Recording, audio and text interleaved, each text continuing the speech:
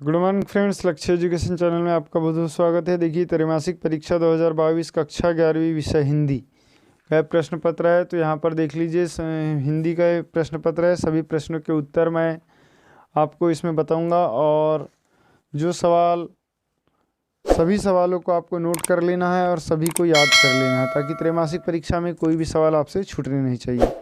जैसे पहला सवाल हमारे पास लिखा है, कबीर की भाषा कौन सी थी। तो जो कबीर की भाषा है उसको क्या कहा जाता है? सदुक्कड़ी। सदुक्कड़ी, पचमेल, खिचड़ी। ठीक है। फिर है, खंडकाव्य पथिक निम्न की रचना है। तो खंडकाव्य पथिक जो है राम नरेश त्रिपाठी की रचना है।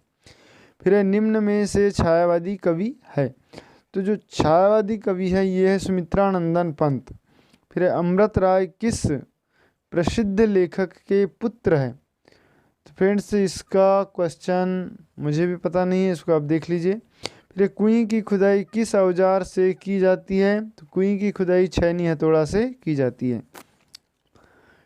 ठीक। अगला सवाल है हमारे पास कि जनसंचार के माध्यम है। तो जनसंचार के माध्यम टेलीविज़न भी है, मोबाइल इंटरनेट भी है, पुस्तक और समाचार भी है, उपरोक्त सभी।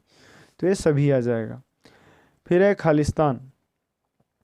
खालिस्तान में चित्रपट संगीत का पर्याय खालिस्तान कहा जाता है। तो लता मंगेशकर आ जाएगा। फिर हिंदी भाषा का पहला समाचार पत्र उत्तंड मार्तंड था। ठीक है।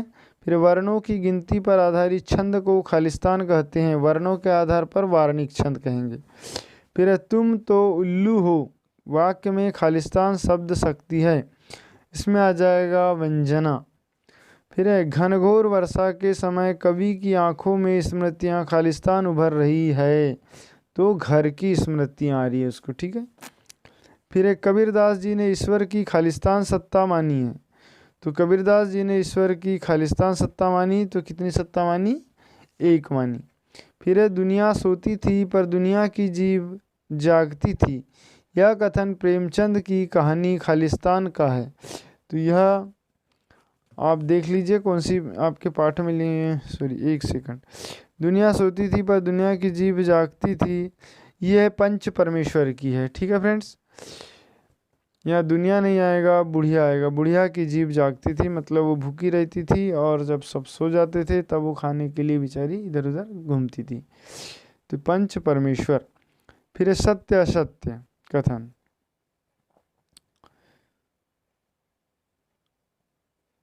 पंचवटी काव्य महाकाव्य की श्रेणी में आता है। ये असत्य है क्योंकि ये पंचवटी एक खंड काव्य है। फिर भक्ति काल के प्रमुख कवि सूर, तुलसी, मीरा और कबीरदास है। ये बिल्कुल सत्य है।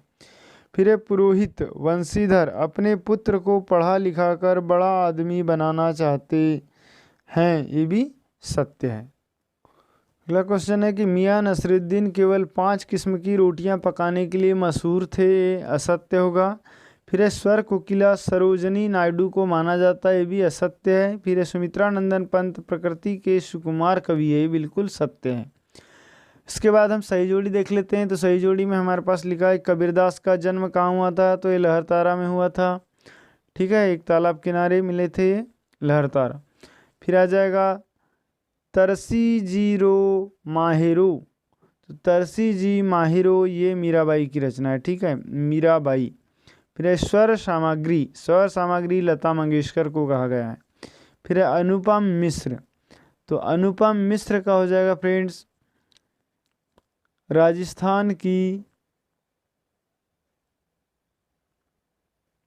रजत बूंदी। अनुपम मिश्र किसकी रचना है? राजस्थान की रजत बूंदी।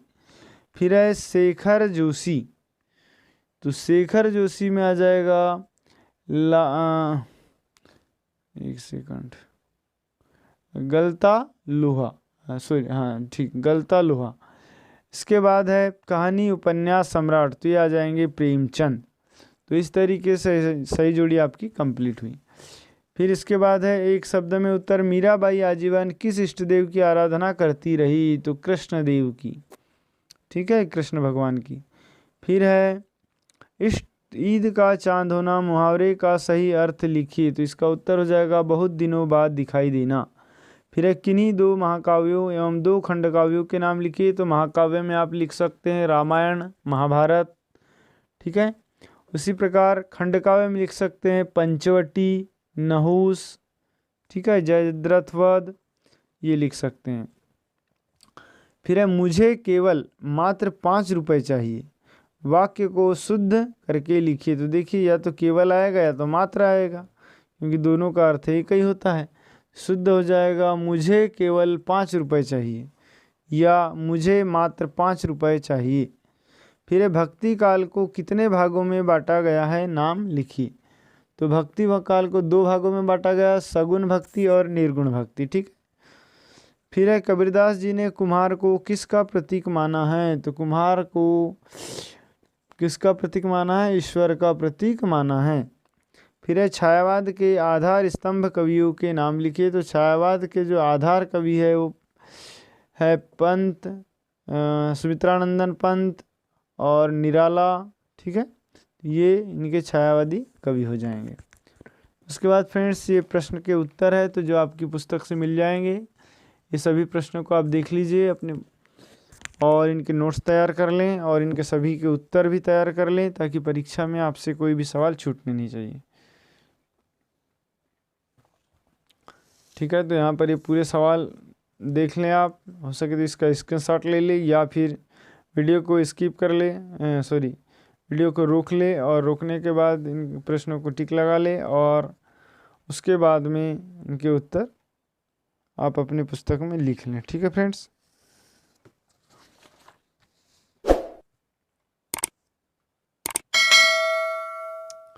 और वीडियो पसंद आ रहा हो तो प्लीज़ लाइक कर ले, चैनल को सब्सक्राइब करें तथा बेल आइकन की घंटी को ज़रूर प्रेस करें।